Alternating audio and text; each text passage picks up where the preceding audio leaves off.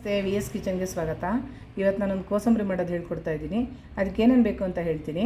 ಕಡಲೆಬೇಳೆ ಅರ್ಧ ಕಪ್ಪು, ನಿಂಬೆ ರಸ, ಸ್ವಲ್ಪ ಕೊತ್ತಂಬರಿ ಸೊಪ್ಪು, ಸ್ವಲ್ಪ ಒಗ್ಗರಣೆ ಸಾಮಾನು ಮತ್ತು ಸ್ವಲ್ಪ ಕಾಯಿ ತುರಿ. ಇವಿಷ್ಟು ಬೇಕಾಗಿರೋ ಸಾಮಗ್ರಿಗಳು. ಮಾಡೋದು ಹೇಗೆ ಅಂತ ನೋಡ್ಕೊಳ್ಳೋಣ. ಕಡಲೆಬೇಳೆನ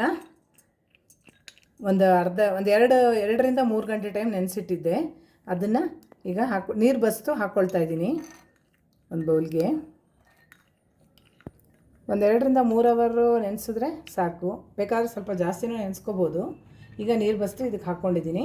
ಅದಕ್ಕೆ ಸ್ವಲ್ಪ ಕೊತ್ತಂಬರಿ ಸೊಪ್ಪು ಹೆಚ್ಚಿರೋದು 4ರಿಂದ 5 ಗರಿ, ತೆಂಗಿನಕಾಯಿ ತುರಿ 2 ಸ್ಪೂನು,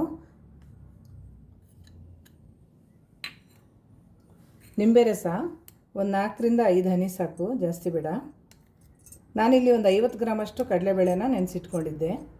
ಅದಕ್ಕೆ 4ರಿಂದ 5 ಹನಿ ನಿಂಬೆ ರಸ ಹಾಕ್ಕೊಳ್ತಾ ಇದ್ದೀನಿ.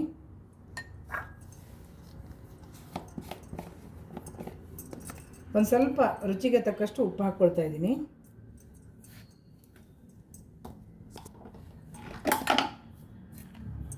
ಈಗ ಇದನ್ನು ನೀಟಾಗಿ ಮಿಕ್ಸ್ ಮಾಡ್ಕೊಳ್ಳೋಣ.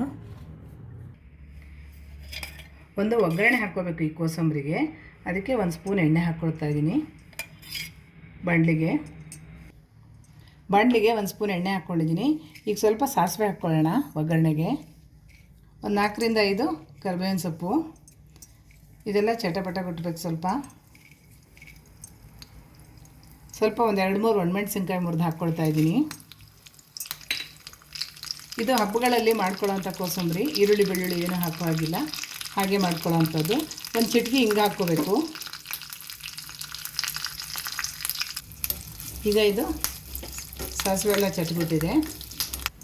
ಈಗ ಇದು ಒಗ್ಗರಣೆನ ಇದಕ್ಕೆ ಹಾಕ್ಕೊಳ್ತಾ ಇದ್ದೀನಿ ಈ ಕೋಸಂಬರಿಗೆ.